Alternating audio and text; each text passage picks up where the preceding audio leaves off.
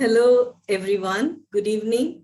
This is day 6 of our virtual program on changing perceptions of childhood and children's literature. We have with us today Professor Michelle Ann Abate from the Ohio State University. We are really fortunate to have you with us, ma'am. Welcome to India. Thank you. Today's topic is a little different from the other discussions we have been having. Are childhood and adulthood mutually exclusive, or are they part of a continuum? And if there is a certain kind of fluidity between these categories, then what are the cultural ramifications of this fluidity? So we'll talk about all this in a while, but before that, I request my co-moderator, Aisha Rahman, to introduce our guest to the audience. Please, Aisha. Good evening, everyone. I'm Aisha, and we at AIFEST are honored to have Professor Michelle Abate today with us. Thank you, ma'am, for joining us. I would like to introduce our eminent scholar to you all.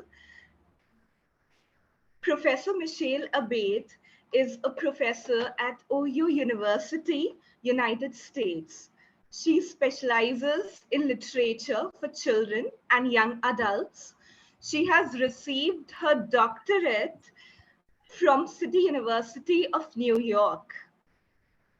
Her areas of expertise include cultural studies, women's studies, gender studies, and of course, children and young adults literature.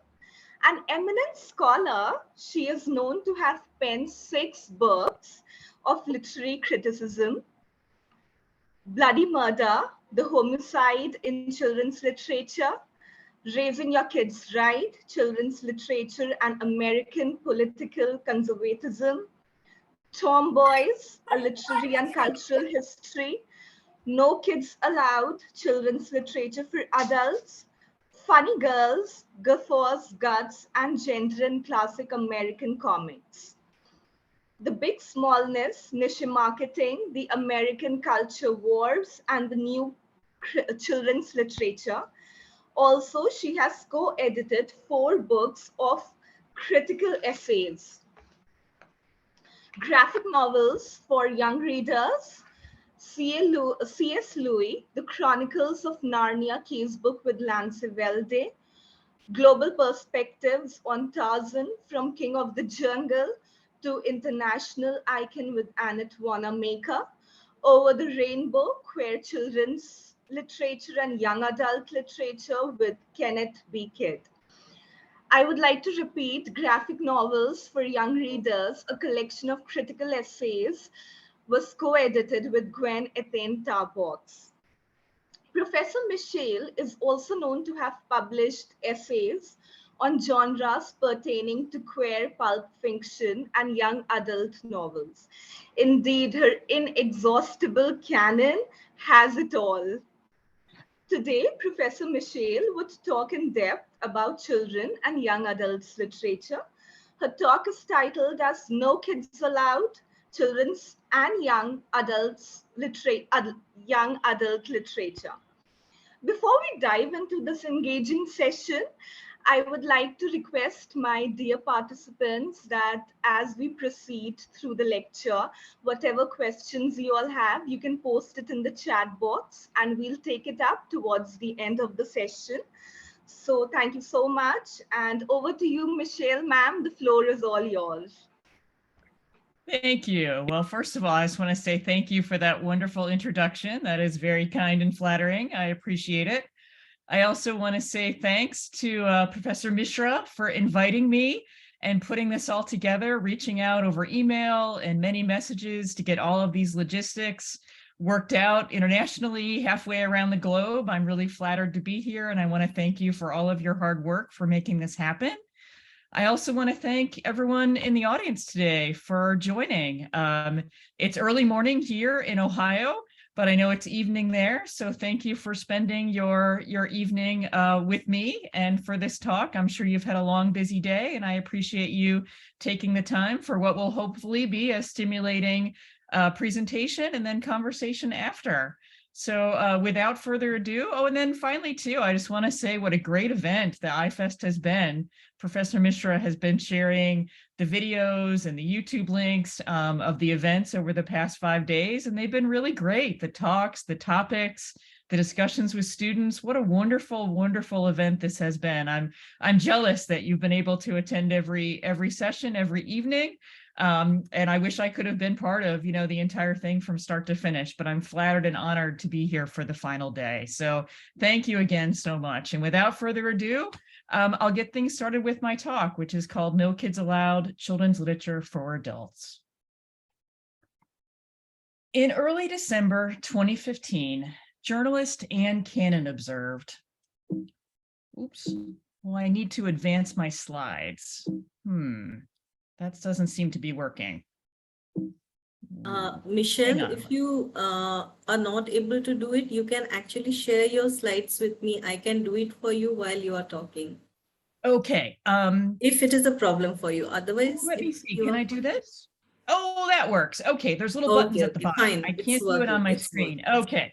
It might involve a little bit more coordination for me, so I might let me be careful about it. But yes, I think I can manage the buttons on the bottom. Fine, okay, fine. Please go ahead. All right.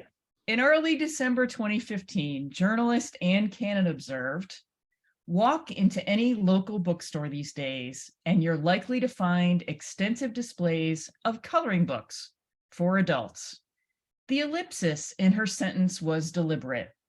It was a sign that for Cannon, coloring books as items for children were common, but ones intended for adults were odd and unexpected.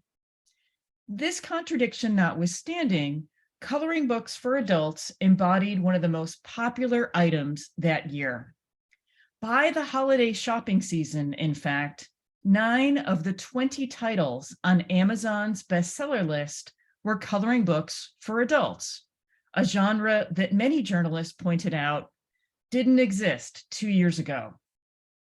Coloring books intended for grown men and women, rather than young boys and girls, were far from cultural anomalies. Rather, they represented the latest development in a larger phenomenon, the growing genre of what I call children's literature for adults. Beginning in the closing decades of the 20th century and accelerating rapidly in the new millennium, an array of narratives appeared that participated in a literary school or were issued in a physical format that was commonly and even primarily associated with young people, things like picture books, bedtime stories, board books. But these titles were written intentionally and exclusively for adults. Examples range from Dr. Seuss's You're Only Old Once, and Mabel Maney's campy mystery novels about Nancy Clue and the Hardley Boys, to the popular political parody Goodnight Bush, and the irreverent bedtime story Go the F to Sleep. In so doing, these texts differentiate themselves from narratives for young readers that have become popular among adults, like the Harry Potter series. As the moniker children's literature for adults suggests, these books represent the next literary step or cultural progression of this phenomenon. They are juvenile-styled narratives intended for an adult readership. While it might be tempting to see such texts as a passing fad, children's literature for adults encompasses some of the most commercially successful narratives released over the past few decades in the United States. Both Goodnight Bush and Go the F to Sleep, for example, were New York Times bestsellers. Meanwhile, Mabel Maney's campy parodies are cult classics within the queer community. Finally, Dr. Seuss's You're Only Old Once is a frequent gift at retirement parties. These exemplary titles demonstrate that children's literature for adults embodies a vibrant new genre. Through both their form and their content, these texts question the literary boundaries of children's literature, while they simultaneously challenge the long-standing Western assumption that adulthood and childhood are separate and even mutually exclusive entities. Children's literature for adults raises questions such as the following. In what ways do the designations childhood and adulthood change from an intellectual and an ontological standpoint if they begin to blend, blur, and overlap? What happens to children's literature when arguably its most basic and fundamental characteristic is removed, a readership of children? Does children's literature lose its literary integrity or aesthetic validity as a distinct genre when it is created for an audience of adults rather than kids? Phrased in a different way, if we decouple children's literature from an audience of children, does this category cease to exist? If children's literature is able to endure being separated from children, what literary, artistic, and material transformations result from this condition, if any? And finally, what does the paradoxical genre of children's literature for adults reveal about both the possibilities and the limitations of narrative taxonomies? Whatever your thoughts about these questions, one detail is clear. Children's literature for adults is simultaneously a nostalgic throwback and an innovative forerunner. The genre reconnects readers with schools, styles, and formats that they once loved, things like coloring books, bedtime stories, picture books. But these elements are used as a vehicle for engaging with subjects that are of acute interest to adult audiences: aging, parenting, presidential politics. In so doing, these texts challenge their readers to reconsider what could and even should constitute narratives for grown-ups. Why can't picture books serve as a platform for adult narratives? What new kinds of stories could be told if the pop-up format were an option? What is the reason that bedtime stories have been historically excluded from the literary modes available to writers for adults? After all, adults often wind down by reading a book before they go to bed. Much has been written in recent years about the steadily shrinking duration of childhood. As Neil Postman, Susan Lin, and Peggy Orenstein have all discussed, young people grow up faster today than in any previous generation. Commenting about this phenomenon, Orenstein observed, 3-year-olds now play with toys that were initially intended for middle schoolers. In the field of advertising, this issue is such an essential consideration that it has its own acronym, what marketers refer to as KGOY, or kids getting older, younger. Consequently, Neil Postman argued that the late 20th century marked the disappearance of childhood. Children's literature for adults charts the presence of an opposite but equally important trend. From grown-ups enjoying coloring books to delighting in bedtime stories, the United States has seen literary schools and styles that have formerly been the exclusive domain of young readers migrate into the realm of adulthood. As Brian Goldner, the president of the Hasbro Toy Company, remarked in 2006, kids are getting older faster, but adults are getting younger later. Children's literature for adults serves as a telling barometer about 21st century modifications to literary categories, and perhaps more importantly, to the social construction of the human life cycle. The board books, alphabet texts, and bedtime stories that comprise this genre are equal parts topical and timeless. Titles such as You're Only Old Once, Goodnight Bush, and Go the F to Sleep have been popular during the past few years, but their existence has implications that are much longer lasting as well as farther reaching. Accordingly, my talk today will explore the social, cultural, and political circumstances that gave rise to this phenomenon. Additionally, it will examine the impact that children's literature for adults has on issues like age, audience, and narrative aesthetics. Part 1.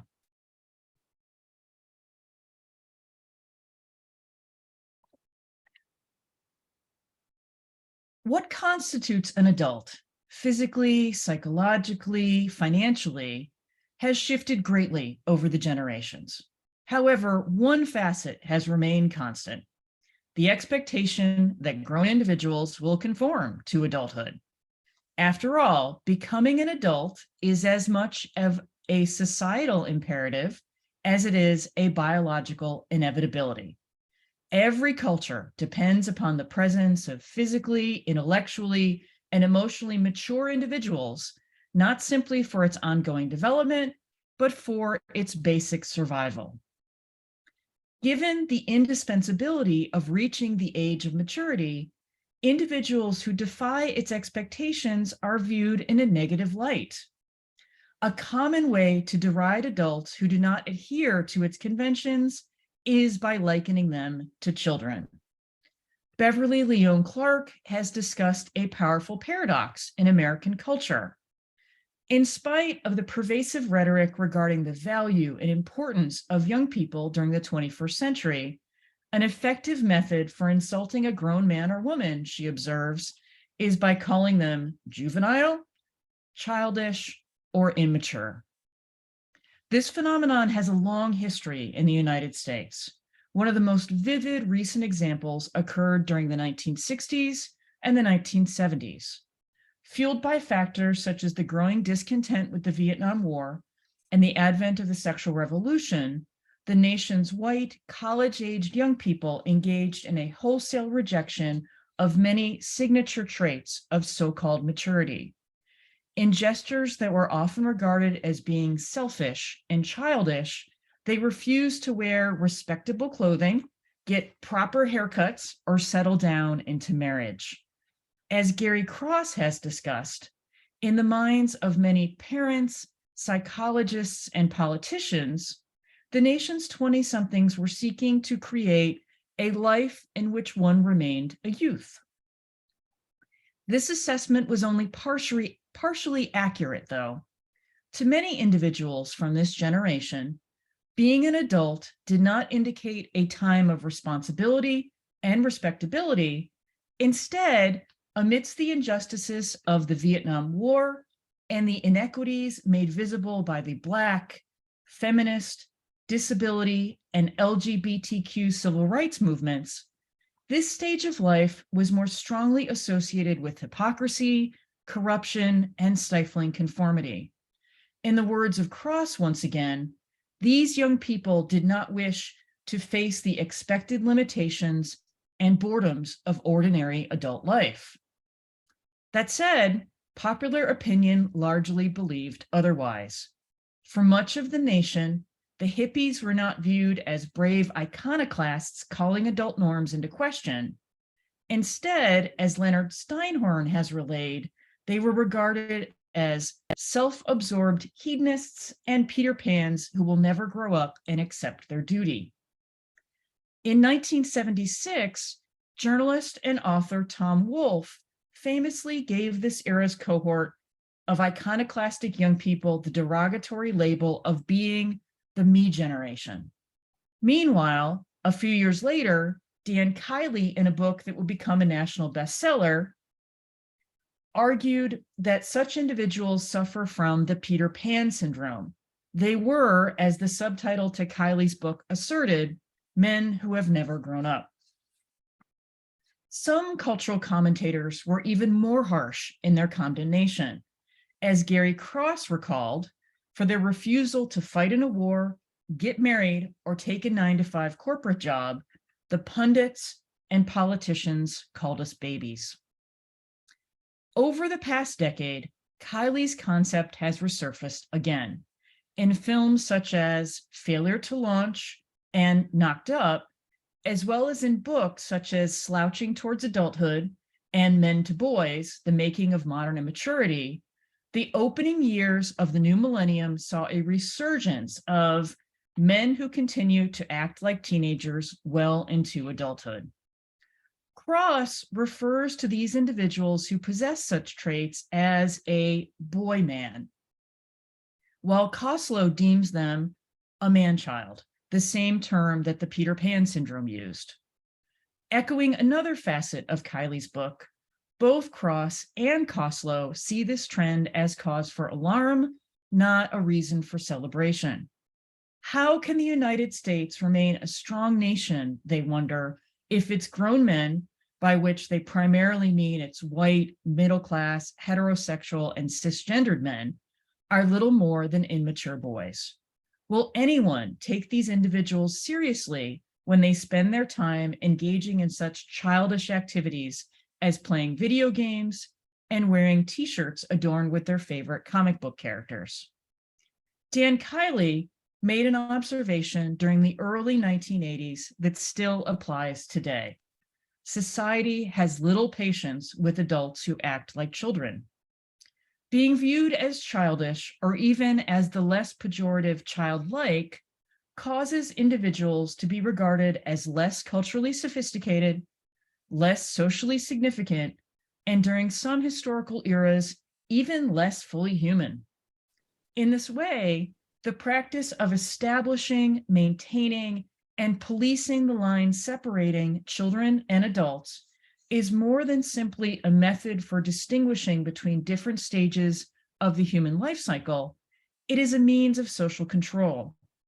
Condemning persons who defy the conventions of expected adult behavior protects existing power dynamics, and in so doing, it maintains the status quo.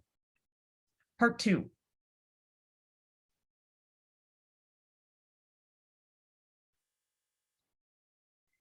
In the opening years of the 21st century, a new phenomenon began to occur in the United States.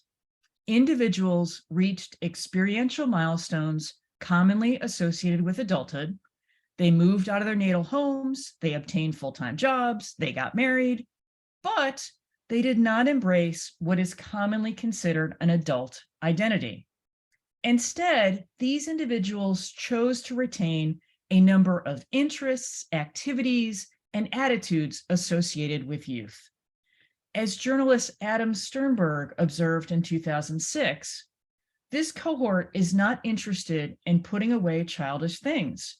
They are a generation or two who are now happily sailing through their 30s and 40s and even 50s, clad in beat-up sneakers and cashmere hoodies. This phenomenon was particularly prevalent among middle-class whites, but a variety of cultural indicators pointed to its status as a nationwide phenomenon. In Manhattan, crowds crammed bars for all-night spelling bees, journalist Christopher Noxon reported in 2006. Along those same lines, kickball leagues for grown-ups became one of the biggest recreational sensations. Likewise, classic board games like Operation, Pictionary, and Battleship made a comeback, not because children loved to play them, but because adults did. Meanwhile, Hello Kitty became hugely popular among adults in general and women in particular. Her likeness appeared on lingerie, beer, and, since this is the United States, even on guns. Echoing this trend, by 2005, half of the visitors to Disney World were childless adults, making the Magic Kingdom the #1 adult vacation destination in the world. A few years later, articles in newspapers and magazines began documenting the latest development, the growing popularity of summer sleepaway camps for adults. While some of these camps had more adult-oriented themes like wine tasting, many others were modeled directly after ones from childhood. As Tom Patterson reported for CNN, campers make friendship bracelets and they chow down in the mess hall. Once again, middle-class whites constituted the primary demographic for these activities, but the phenomenon was not exclusively linked with this population. Instead, adult interest in spelling bees, kickball, and Hello Kitty cross lines of race, class, region, and ethnicity. Both the breadth and the depth of these events suggest that something much more significant was at work than merely a faddist trend. As Noxon asserted, they constitute a new breed of adult, identified by a determination to remain playful, energetic, and flexible in the face of adult responsibilities. Sternberg echoed this observation. As he made clear about this phenomenon, it's a brave new world whose citizens are radically rethinking what it means to be a grown-up and whether being a grown-up still requires, actually growing up. From baking cupcakes to playing Twister, this new brand of grown-ups refuses to give up things they never stopped loving or revels in things they were denied or never got around to as children. Akin to previous instances of adults who did not conform to prevailing expectations about mature behavior, these individuals were initially described in ways that many viewed as negative. Andrew Calcutt titled his book on the current trend of adults embracing youthful pastimes, Arrested Development.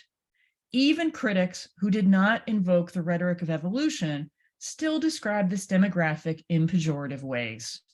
A.O. Scott, in a lengthy article that appeared in the New York Times Magazine in September 2004, was perhaps the most vocal critic, pointing to examples such as the proliferation of 50-year-old men riding skateboards, or the growing number of adult women who have plastic butterfly barrettes in their hair. He lamented the Millennium era life has killed off all the grown-ups. Scott even gave his essay the matter-of-fact moniker, The Death of Adulthood in American Culture. As he went on to assert, nobody knows how to be a grown-up anymore. Adulthood, as we have known it, has become conceptually untenable. While similarities do exist between the current crop of individuals who defy the norms of adulthood and those who have preceded them, this trend is not merely a redux of past phenomena. Contrary to the claims by critics like Scott and Calcutt, these figures do not see themselves as having killed off adulthood. Instead, they regard their actions as working to reimagine, reinvent, and reinvigorate it. Even in the face of changing cultural conditions, Americans have largely believed that there is some basic criteria that define true maturity. The new cadre seeks to challenge these longstanding viewpoints. These figures upend notions of what constitutes appropriate adult behavior, redefining it in a new way for a new millennium. In so doing, they differentiate themselves from their predecessors in a number of significant ways. First, the current group is not recapitulating their youth in an attempt to escape the responsibilities of adulthood. As journalist Christopher Guerin pointed out, unlike the men classified with having Peter Pan syndrome a generation before them, these individuals have a career, a home, and maybe even children, yet still prefer dodgeball to tennis, Monopoly to bridge. In contrast to previous generations, they feel unmoved by social pressure to give up childish pleasures simply because they're, well, childish. Instead, these individuals openly and even enthusiastically retain them. For this reason, this new faction of adults can be described as childlike, but they are not childish. Most have busy lives and adult responsibilities. Many have children of their own. They are not stunted adults. They are something new, Christopher Noxon wrote. In light of these details, he felt that a new term needed to be created to describe them. Noxon dubbed these individuals rejuveniles for the way that they revived their youth. However, this rapidly growing demographic is known by an array of different designations as well. Adam Sternberg, in his article that appeared in March 2006 in New York Magazine, deemed them grups. The term was a contraction of the word grown up, but also, he confessed, a nerdy reference to an old Star Trek episode in which Kirk and the crew land on a planet run entirely by kids who call the grown-ups grups. Meanwhile, others revived another and far earlier portmanteau, the kidult, to describe these individuals, emerging initially during the 1960s to signify a television program, film, or other entertainment intended to appeal to both children and adults simultaneously. This term had increasingly come to signify an adult with juvenile tastes. Finally, in the same linguistic vein, the neologism adultescent was born, and a telling indication of both the intellectual weight and cultural traction that this trend had generated. The word was added to the Oxford English Dictionary in December 2009 as a means to denote an adult who retained the interests, behavior, and lifestyle of adolescence. Whatever the specific term used to describe them, grups, adultescents, or kidults make clear that their behavior is not the product of a carefully considered decision to retain beloved aspects from their youth, is the product of that decision, not the result of a psychological or biological inability to relinquish them. Unlike generations before them who had been deemed inferior or at least incomplete adults because of their perceived childlike qualities, these individuals see themselves as progressive for their possession of these exact traits. These individuals assert that they are improving upon and thus advancing adulthood, not eroding it or causing it to backslide. In the words of Sternberg, being a grup is about rejecting a hand-me-down model of adulthood that asks, or even necessitates, that you let go of everything you ever felt passionate about. It's about reimagining adulthood as a period defined by promise rather than compromise. Sarah Barclay perhaps best articulated this belief when she made the following observation. There is a perception that some things are for adults, CNN, chess, or opera, and others are for children. Why must this be? We can be both childlike in our wonder and adult in our responsibilities. Of course, not all of the forces fueling this trend are so positive. As Noxon reports, many adults who collect Legos or wear Muppet t-shirts say their attraction to kiddie culture is at least in part a response to uncertain, anxious times. The terrorist attacks of 2001, followed by infectious disease scares, a convulsing stock market, wars overseas, and natural calamities at home that have generated a strain of free-floating anxiety that seems uniquely sated by childlike comforts. Similar reasons are repeatedly cited as fueling the coloring craze. Many popular coloring books for grown-ups have words like relaxation, calming, or stress relief directly in their titles. Moreover, regardless of the specific coloring book they are using, many practitioners cite the therapeutic effects. As Julia Felsenthal has written, many devotees report being drawn to the activity as a low-tech antidote to the stress of our frenzied, increasingly digital lives. In this way, grups, adultescents, and kidults do not simply challenge conventional understandings of being a grown-up in the United States, they reinvent this period anew. While their behavior arises in part from a backward-looking form of nostalgia, it is also engaging in a forward-looking form of futurism, that is, of redefining what it means to grow older and age. Whereas childhood and adulthood have long been regarded as separate and mutually exclusive phases of the human life cycle, these individuals demonstrate that they could and even should be more permeable. Part 3.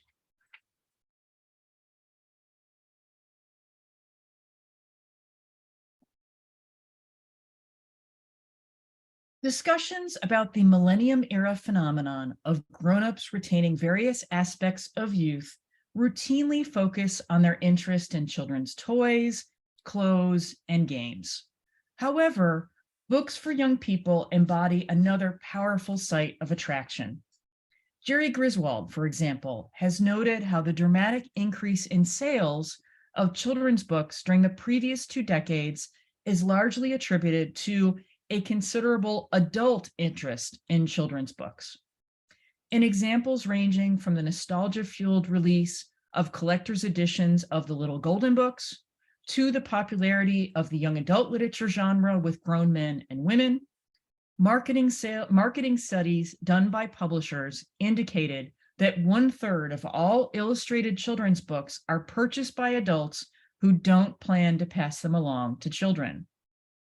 By 2014, this phenomenon had become so widespread that Ruth Graham commented in an article that appeared in Slate, "I'm surrounded by YA-loving adults, both in real life and online." Far from being limited to the journalist's own experience, this situation was national. A 2012 survey by a market research firm found that 55% of these YA books are bought by people older than 18. While the growing adult audience for young adult literature has been a boon for book sales, not everyone has seen it as a positive development. As Graham flatly stated in her Slate piece, adults should feel embarrassed about reading literature written for children. Joel Stein, in an opinion piece for the New York Times, was even more blunt.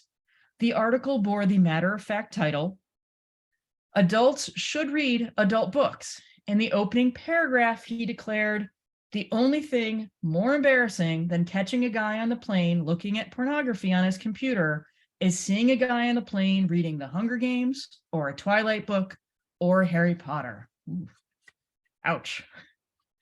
Children's literature for adults can be seen paradoxically as a corrective to this perceived problem and also as an exacerbation of it. After all, these picture books, bedtime stories, and board books are not simply co-opted and enjoyed by adults, they are created intentionally and exclusively for them.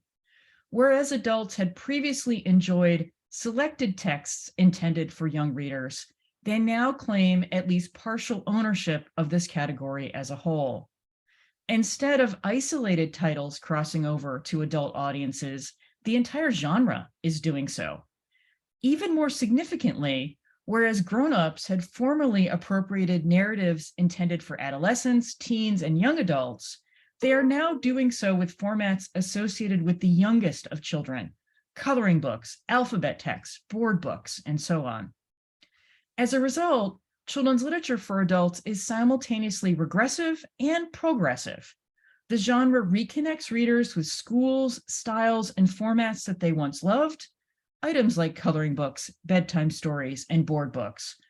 But it uses these elements as a vehicle for addressing subjects and storylines that are designed for and clearly appeal to adult audiences. Issues like aging, parenting, menopause. In the same way that the existence of juvenile-styled books for adult readers is not limited to the closing decades of the 20th century, it is also not limited to the United States. The coloring book craze originally began in Europe.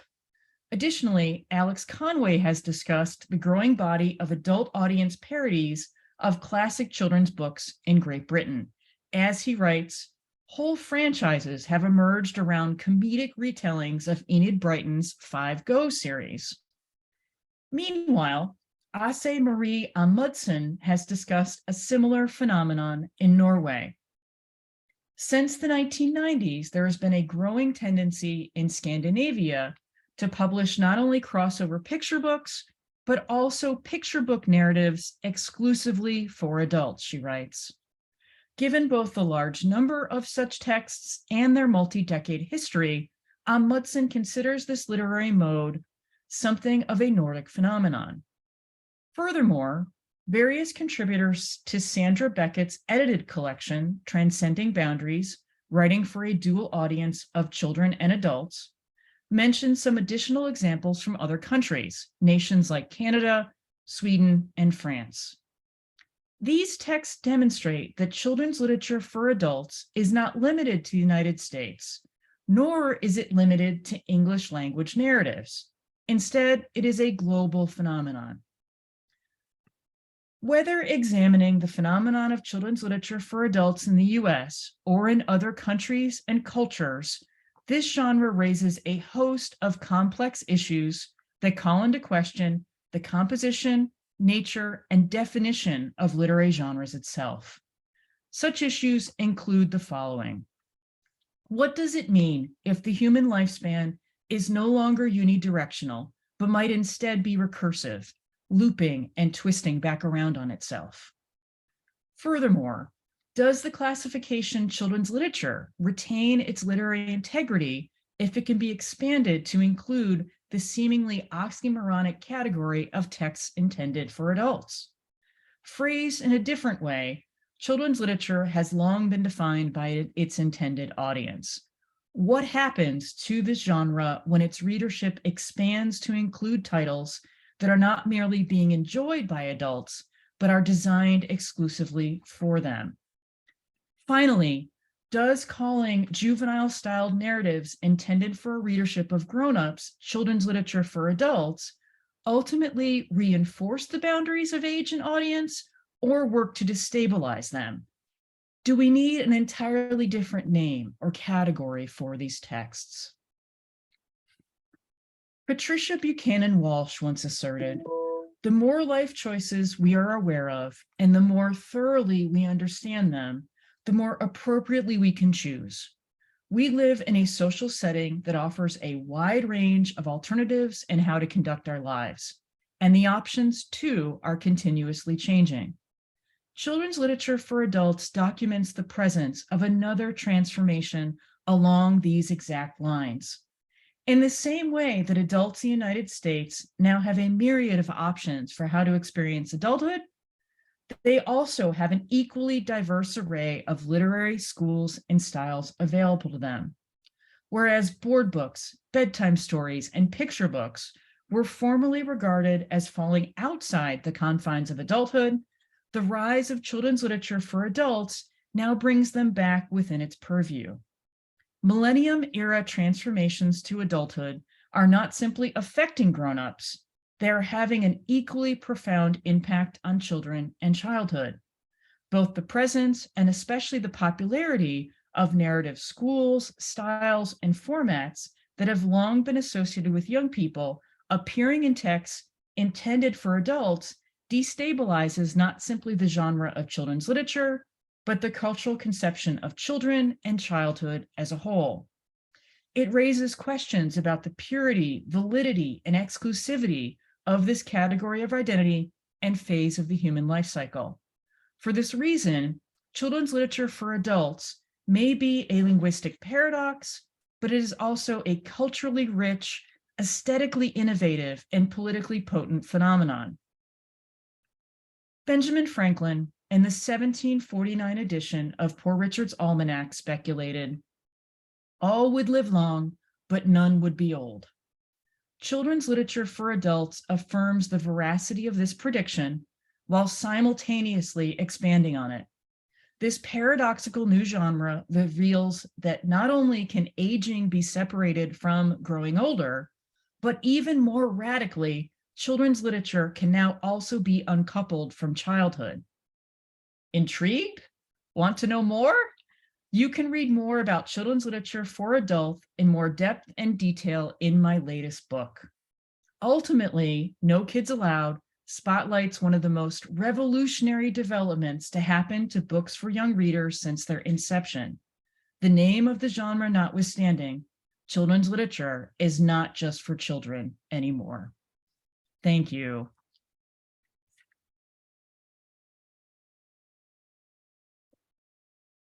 Thank you, Professor Michelle. That was a wonderful journey, and we were not able to take our eyes off the screen.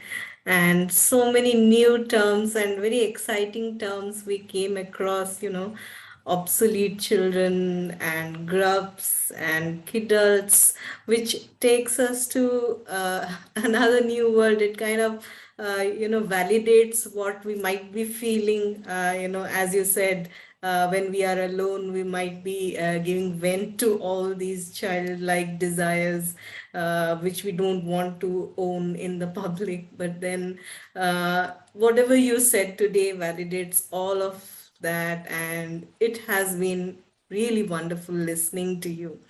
Now, I think we can, open the floor to the audience, and they might want to ask you something, or we can go ahead with the discussion, because discussions always, they bring out so many interesting things. Like we already have in the chat box a comment by one of our participants, Pragya. And she says, in the TV series Big Bang Theory, the protagonists are fond of their superhero collectibles and frequent a comic book store, which is an ecosystem of other browsing adults like them. And if you watch the series Young Sheldon, I mean, young Sheldon is totally an adult. I would say the way he talks, and the way he carries himself, and the way he stands up for his own quirks. So that is something amazing. And at this point, I would like to invite the audience to go ahead with the interaction. Thank you, Professor Abate. Yeah, I think I'll stop sharing my screen so that we can see each other better. Yes, on the Zoom. Yes, excellent. Yes, before we go ahead, with the interaction, I would I want to say that towards the end of this interactive session, we'll put in the chat box a link for the feedback form covering all the days of our program. So we'll really appreciate it if you take some time out and submit the feedback form. Thank you so much. Please, I would request Aisha to take up the questions in the chat box. And if the audience wants to ask questions directly, they may raise their hands and we will ask them to go ahead. And just to follow up on the Big Bang Theory, which I am quite a fan of, the young Sheldon. So young Sheldon is very adult-like in the way he conducts himself, the way he talks, his interests, his attitude, his outlook on the world. But in the Big Bang Theory, actual adult Sheldon is very childlike. He always needs rides everywhere. When he's sick, he wants to be, the kitty song, he wants to be sung to. He has all these very specific food needs, and he's very picky eater the way kids are. So it's really kind of a role reversal in some ways, that when he's a child, he's much more like an adult. And then when he becomes an adult, he's like a child in many ways. Yep. I love that show. It's totally fun. Yes, Aisha. Yes, Michelle, ma'am, it was indeed a very interesting session, I must say. And the chat box is full of, your appreciation, and every word is true. Ma'am, there's a question for you that, 1 second, ma'am, yeah. There's a question for you from, Vinu Vincent, sir, and he says that I would like to know about the influence of children's literature on gender sensitization.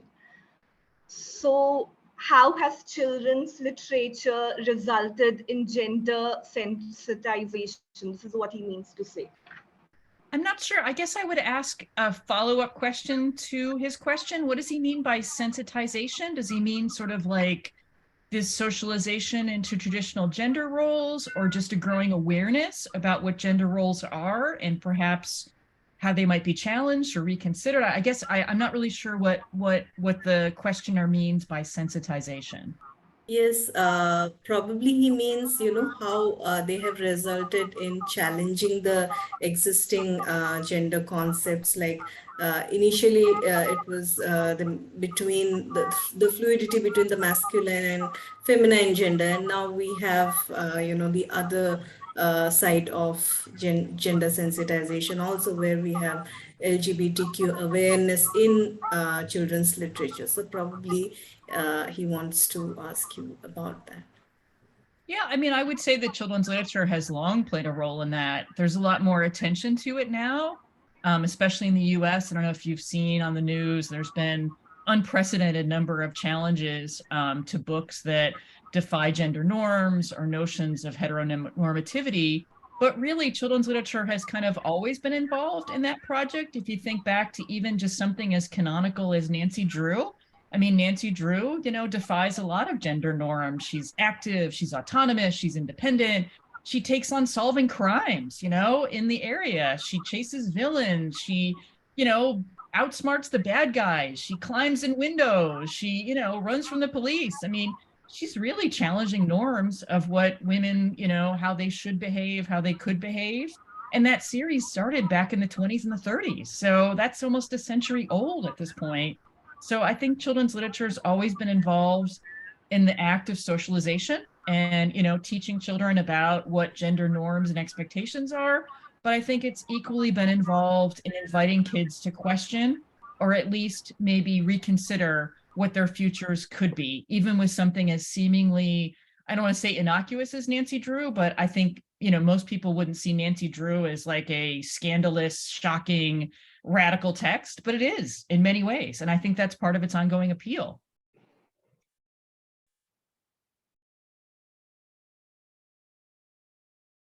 Yes, definitely. And even, I'm just reminded at this point of a graphic novel that I had come across some days ago. It's titled Gender Queer, a Memoir, and it's by Maya Kobab.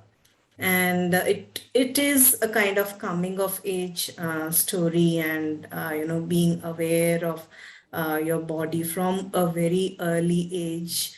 I think though I mean I don't know whether we will classify it as children's literature, but I found that story, that coming of age story there, and the concept of queer identity built into it, and very sensitively through that medium of graphic novel, it has captured the whole thing, what it is like.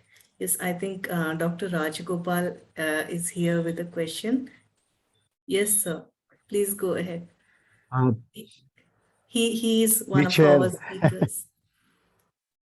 Michelle, hearty Hi. congratulations. Thank you. Opened up a new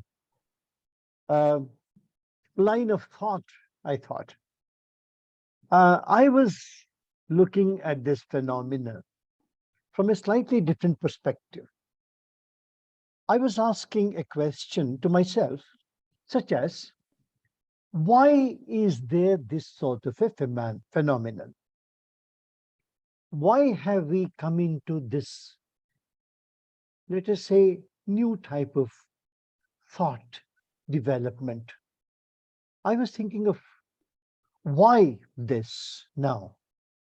And while thinking of it, I would like you to react to a few expressions I noted down as I was listening to you, such as, for example, I thought of a sociological phenomenon which talks of what we call a strong tradition.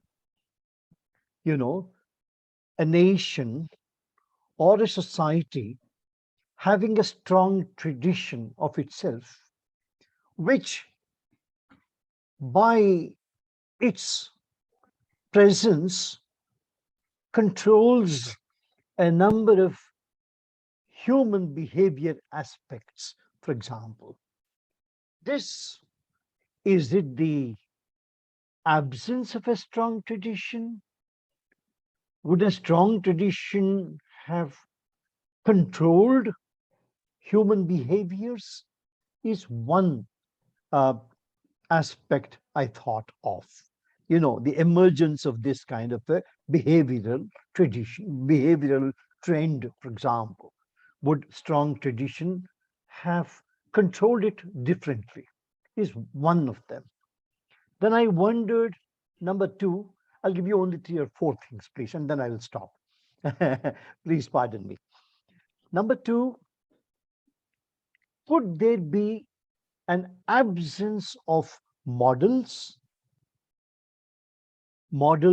one could look up to? an absence of these models in a certain society? Number three, could there be an identity crisis in a certain generation of population? Could that identity crisis have led people onto a slightly different type of behavior? We are not value judging. I'm not value judging at all.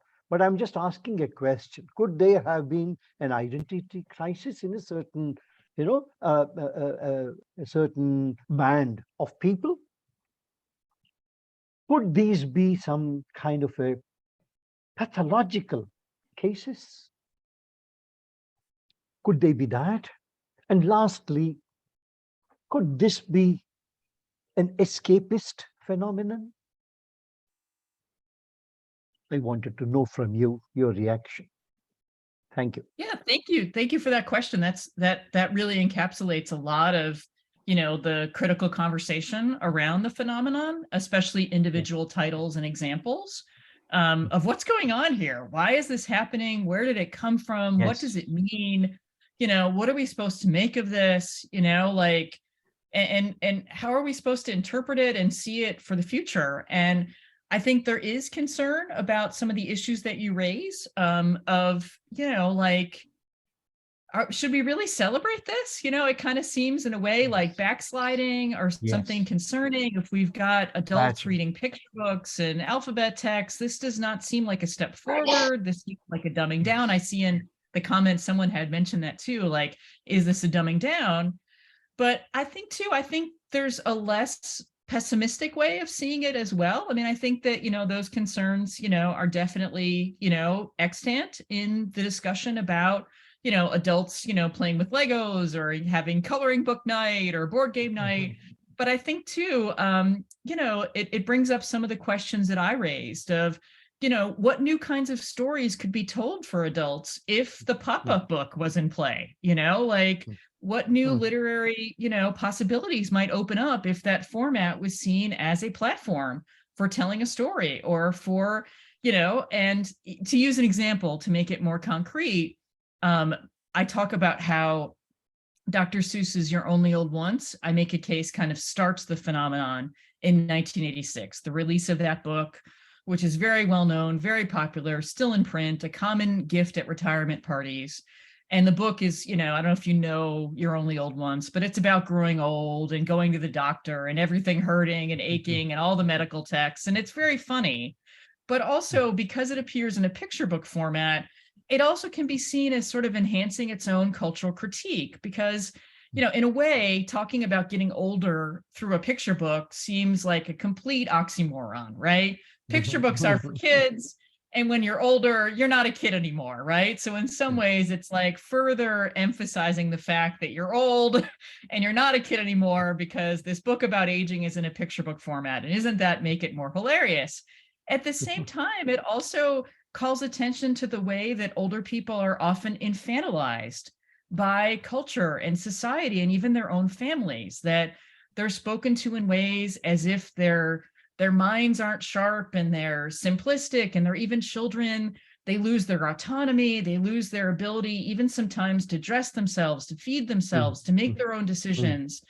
And I think the book being presented as a picture book, it enhances that critique and that commentary in a way that it wouldn't be able to if it was presented in a different literary platform or format. So on one hand, you can sort of see that picture book format as funny.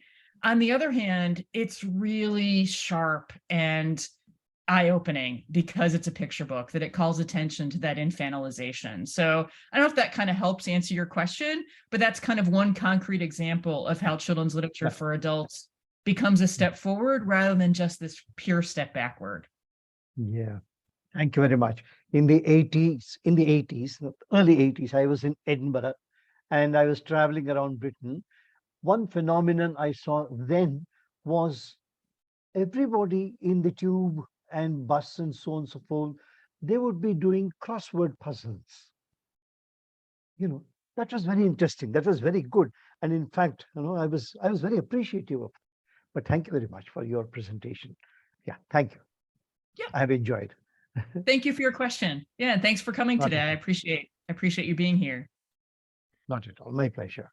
Thank you, Rajagopal sir. Such perceptive questions, and that was really nice of you, Michelle, to take them up and give us an idea about uh, why there are so many issues, or why there are so many questions when it comes to children's literature meant for adults, and why is it questioned in such a way if we take children out of children's literature, as you mentioned. Yes. Thank you. Yes, Aisha, please go ahead with other Yes, ma'am. questions. There are many interesting questions in the chat box. One of them is by Dr. Shabina. She has extended a very good evening to you, Michelle, ma'am, and she has thanked you for a very enlightening session. She has given certain observations and then her question proceeds. My observation so far in teaching children's literature is that when they seemingly address children, however, children are mostly regarded as mature entities capable of understanding issues beyond what childhood should permit, like in case of the Alice books. Does this mean we need to treat children's literature as nothing less than adult literature, irrespective of strict categorization?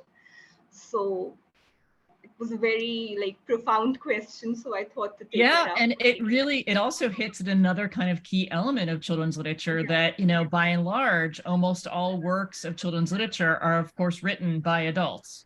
So in some ways, they're always advancing an adult perspective, an adult, mindset, an adult imagination, an adult, literary aim and objective. And Perry Nodelman actually has written about this in a book that he calls The Hidden Adult, where he talks about how children's literature is kind of a fantasy, an oxymoron, an impossibility, because it's always authored by adults, it's published by adults, it's edited by adults, it's selected by adults, it's purchased by adults, that children's literature is always an adult entity. It's always an adult endeavor. And so in some ways, and in the introduction to my book, I, talk about this in more detail, that children's literature for adults is really just a continuation of what's already happening and has always happened in children's literature, that there's, so very few works for young readers that are actually written by young readers, that on the contrary, they're almost always penned by an adult. And advance some kind of adult objective that, is sort of fueling the text. So yeah, so I think, thinking of children's literature as nothing less than an adult literature, irrespective of the categorization from the question, is really apt. And I think in some ways, is kind of accurate, because again, it's almost always penned by an adult. Definitely, ma'am. And, it raises, many questions. For instance, I do have a question that is it a way through which adults frame, children's mindset and ideologies? And I personally, unfortunately, I think it is, but I would like to know about your perspective too. Yeah, I mean, I think, because children's literature is authored by adults, it, often contains an adult perception of who children are and what childhood should be, as opposed to an actual portrayal of, children in childhood, that whether it's an idealized or romanticized, or, that, if children were writing their own texts, and indeed they do, of course, and often the narratives authored by actual children are far different than the ones authored by adults, because they're presenting their own reality, their own identity, their own experiences from their own point of view, whereas adults, they're always going to be an outsider. They were themselves children, but they're a different generation than the current crop of young people as well. So you have an age difference and a generational difference at play. So I think that's very apt. Absolutely. All right. So, ma'am, I mean, the chat box is really flooding with questions. There's one more question. This is by Anita Mishra, ma'am. She says that it is very interesting that while earlier psychoanalysts were quick to attribute a desire for childish pleasures to childhood traumas and arrested childhood, Nowadays, it is increasingly common in the world to find others unashamedly indulging in children's literature and immature pastimes without having to explain their love. Is our society becoming more accepting of different attitudes, like with alternate lifestyles and orientations, or do they continue to be largely perceived as a deviant section of a society? Well, I think number one, it's the first half of that question. I think there's a difference between, whether it's a book or a film or a TV show that's cross-written for both adults and children. And I always use like the Shrek movies as the example of that a cross-written text or a cross-written mode, imagines both adults and children in the audience, and there's something for both, that they can equally enjoy it. There's jokes for kids, there's jokes for the parents, everybody has fun, and it's cross-written. Whereas children's literature for adults is separate from that these are narratives that are written intentionally and exclusively for adults, not children. And in fact, it's hard to imagine many kids enjoying a book like Goodnight Bush. They don't really care about President Bush or that pop-up book about menopause that I had the image of. Like, they love pop-up books, but a book about menopause, it's hard to imagine any young person really connecting with it, being interested in it. In fact, they'd probably be repelled by it or just confused by it. So yeah, there's a distinction between a cross-written text and then one that's exclusive for adults. So that would be kind of the first part. And then to the second part of the question, I do think that children's literature for adults is part of a larger cultural project of sort of breaking down barriers, divides, binaries, dyads in society as a whole, whether it's those, norms about gender and sexuality, or whether it's norms about the divide between adulthood and childhood. I think we're in an era where there's a lot of questioning going on. There's a lot of challenging. There's a lot of upending of norms.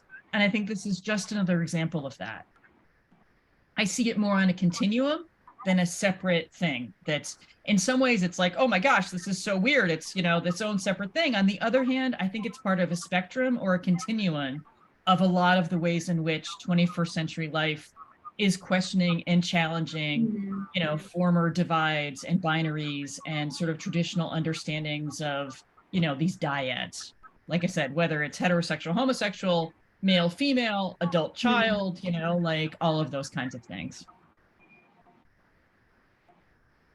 Thank you so much, Michelle, ma'am. And there were many questions, but these 2-3 questions, they almost encapsulated, the previous ones too. So I decided to take these up. And over to you, Shatrupa, ma'am. Okay, so I must read out an interesting comment made by Pragya, and she says, because children grow up too soon, as adults, they want to get back to complete their childhood.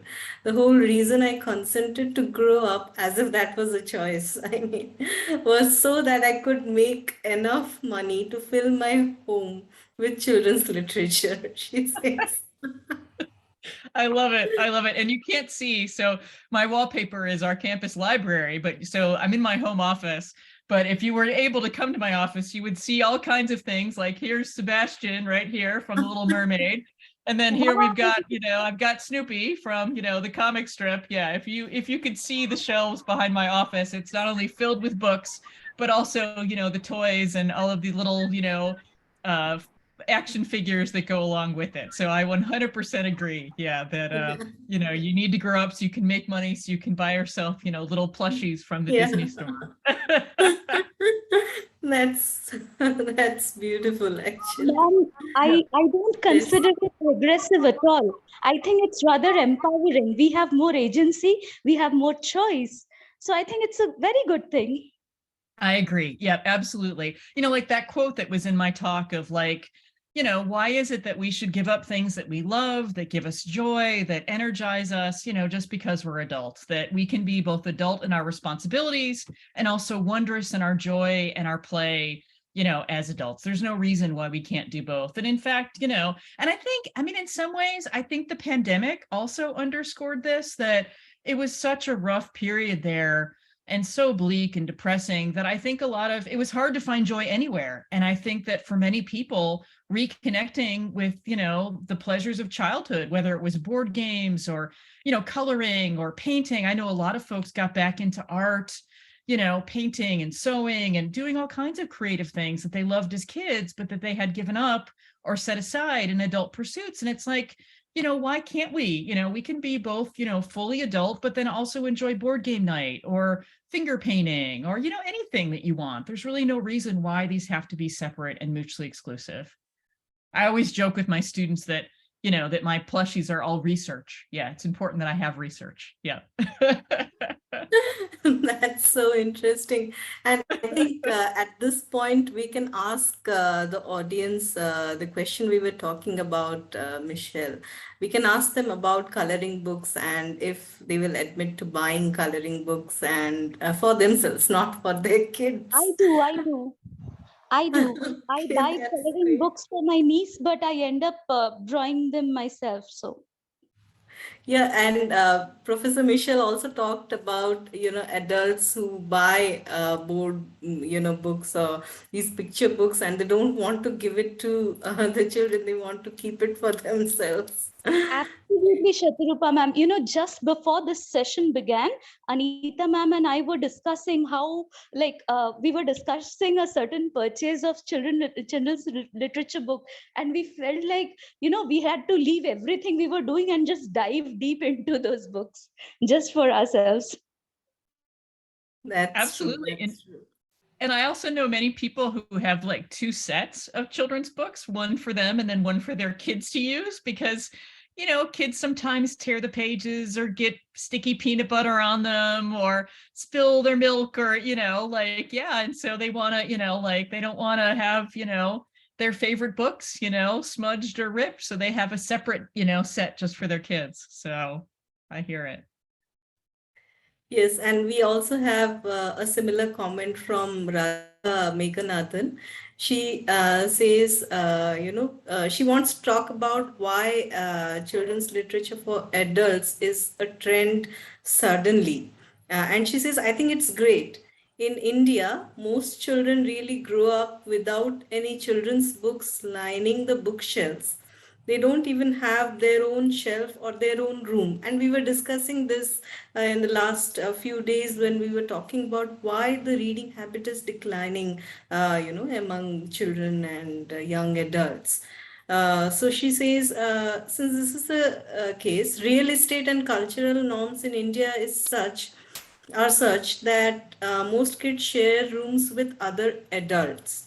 So growing up, I was a part of this demographic too. I didn't have an access to a kid's book until I was 10 in 1990. For me, children's books for adults, whether it is a coloring book, Go the F to Sleep, is a blessing in many ways. Finally, I can gift myself the things I didn't have as a child without having to actually read kids' books. Yeah. In the longer version, in my book, No Kids Allowed, I do talk about how, this became a real phenomenon, starting with You're Only Old Once, but there are isolated examples of children's literature for adults. Back in the 19th century, there were lots of adult audience parodies of Alice in Wonderland. I saw some comments about Alice in the chat, and there were tons of adult audience parodies back in the 19th century. And then there were isolated examples of books of, juvenile styled books for adults. But the difference is that now it's become a phenomenon, a true genre, that not just an isolated one here and there, but a consistent, collection of titles being released regularly that are popular, that remain in print, and that also, encompass every school and style and format, not just like a couple of parodies of Alice, but board books, alphabet texts, pop-ups, like really the whole spectrum, girls' books, boys' books, adventure novels, you name it. They're really, they've really come into their own in a way that they hadn't prior to that. True. And, while we were talking to children, one of the kids, she talked about being fascinated with the idea of death.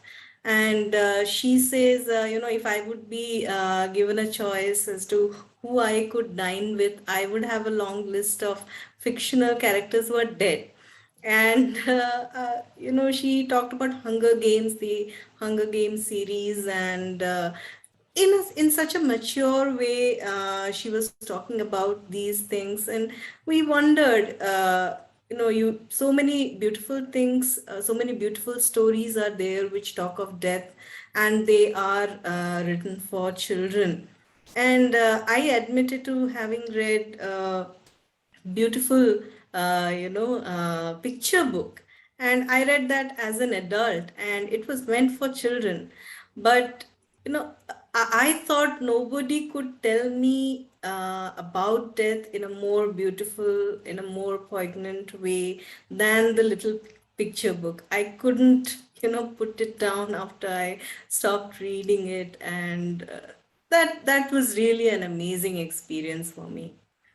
Yeah, I mean, at least in US culture, I can't speak for Indian society, but in the US, I feel like we're always underestimating children and overestimating adults, that we're underestimating what kids can handle, what they're interested in, what they're, what they're ready for, intellectually, emotionally, psychologically, that, kids are smart and capable and, like they can do a lot of great stuff. And often we sell them short by thinking that they're, not ready for something or not capable or not responsible, but kids are really competent.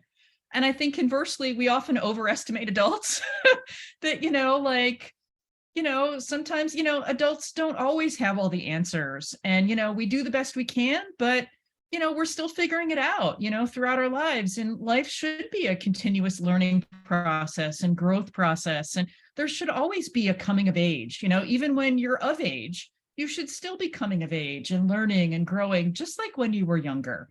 And if a picture book, a pop-up book, can be part of that growth, that exploration, that transformation, I think that's only an asset, not a flaw. Yeah. And like you said, it's hard to imagine, like a book in any other format other than that picture book explaining the concept of death more beautifully, poetically, succinctly, meaningfully. That's And right. if that's the case, what's wrong with that? Like, why would that be a bad thing? That's true. I mean, why can't we admit that, we love pictures, and we love to, just admire the way the particular thing is put up before us when it's a children's book we are reading. So, and, I was just reminded of the Little Prince. And that is a spectacular book, I would say. And the way the book begins, when the writer, who is a child, says, adults don't understand anything. And he tried drawing a boa constrictor who had swallowed an elephant. And the adult said, who would be, and he asked the question, are you afraid of this? Then the adult said, why would I be afraid of a hat? And then, the child says, oh my God, I'm trying to talk about serious things here. I'm trying to draw a boa constrictor who has swallowed an elephant, and adults don't seem to understand anything. And they just tell us to leave drawing and these superficial things and go back to arithmetic, history, and all those big things. So that was Well, really and the truth wonderful. is, yeah, and the truth is sometimes we as adults don't understand, but we kind of fake it, or we try to fake it and hide that from kids, and and hide it from each other. And like, I think there's a lot of benefit of sometimes acknowledging that we don't have the answers, we don't really know, we're still figuring it out, and that's okay. Like, being an adult doesn't mean that you've got it all like locked down and you're all like yeah, that again, like I said, that, it should be a continuous lifelong process of growth and understanding and improvement and transformation. That shouldn't end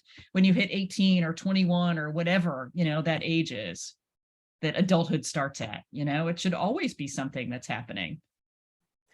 That's true. And I think we can wind up our session today with one last question to you, Michelle. What got you so interested in children's literature that you took it up as your, area of research? And that is something really wonderful. We would like to listen from you. Yeah, What well, I makes mean, it so interesting for you? well, I think, I think in many ways, this crowd here, I don't need to sell, the wonders and the joys of children's literature. But, at the same time, I think, when you read a book when you're young, in some ways, I think the characters, the story, the plot, the themes, because your identity is forming, you're forming, I think it can become a part of you in a way that reading later in life might not be able to. That, like, when you read a book when you're 6 or 7 or 8, it can impact you in a way because you're still figuring out who you are and what the world is. And so it can really profoundly inform, who you are and how you see things. And to me, I mean, not only is children's literature just filled with wonderful writers and stories and, texts and characters, but also I think the impact that it has on individuals and on society as a whole is really unique and can be extremely profound. So who wouldn't want to be a part of reading that, studying that, thinking about that, writing about that? That's true. That's true. And it was really wonderful, the way you told us how your workspace is designed with these little beautiful things. So yes, definitely, it was an engaging session. And I mean, our whole journey, the way we began with thinking about this concept of organizing a program on children's literature, when we announced it, actually, we got some responses from research scholars here in India saying that, why aren't so many events organized in India? We are doing research, but we don't get such events where we can participate in and get inputs which will help us in our research. And that is true. Even when we look at the publishing world now, publishing for children, it is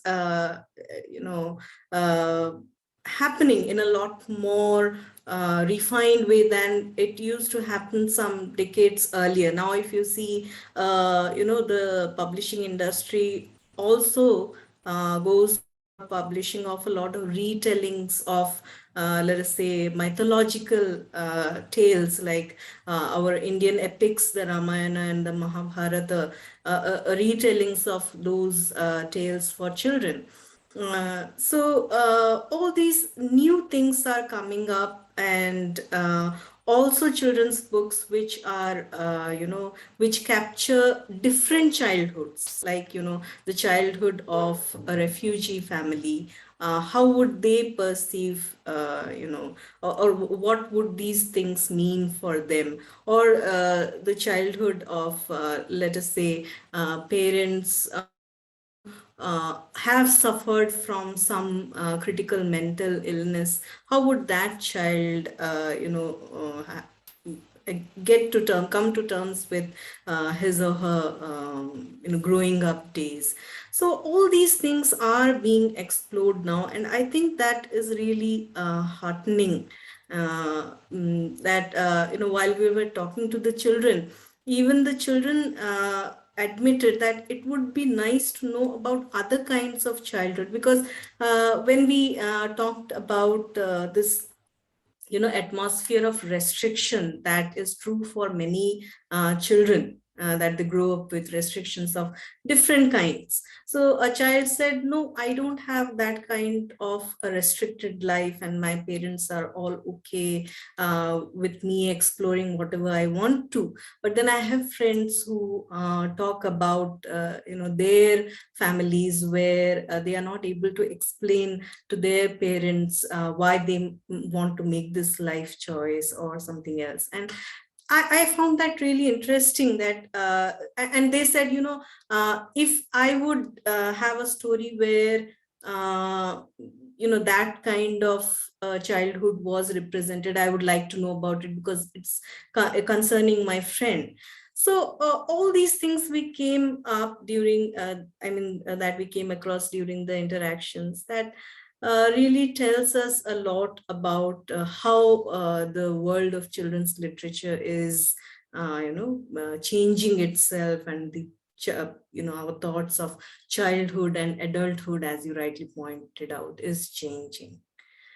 So it was really wonderful. This whole journey has been wonderful, and your session, it's like the grand finale, and I just love doing this whole program. So thank you, Professor Michelle, for agreeing to come here and to deliver this really insightful lecture. I won't call it a lecture actually, because all this while I was it was as if I was on a magical journey. So I was somewhere else in a different world. So thank you. And yes, do you want to say anything? Well, and thank you again for having me. This has been really fun. Like I said, I really enjoyed the links to the, events the previous few days, and it was really great, being able to be with you all this evening and, give my talk and, answer your questions and engage in conversation. It's been really fun. So thank you again for having me. Thank you so much, and we wish you well. And with this, we wind up our program. I would like to thank my co-moderators, Aisha Rahman and Shri Priya ma'am, who are here with me today. And I would like to thank all the participants for being with us through this entire program. And I would like to thank the team at AIFEST that takes care of all the technical things, turning them into YouTube videos so that we can make the sessions accessible to others who missed attending the live session for some reason. So thank you. And, thank you, AIFEST, for giving us this wonderful opportunity of coming together and talking about so many things related to children's literature, something we really enjoy and love deep down. Thank you so much. Good night. Thanks again, everybody. Yep. Good night. Have Thanks again. Have a good day, Michelle. Yep. Thank you. Thank you. Have a nice evening, Bye. everyone. Bye-bye. Yeah, Thank you. Thank you. Sir. Congratulations, Shatarupa. Many congratulations. Thank you so much, sir, for being with God us bless till you. the end. Not at all. My pleasure. Thank you, dear. Thank Bye. you, sir. Bye. Bye. Bye, everyone. Thank you so much. Bye.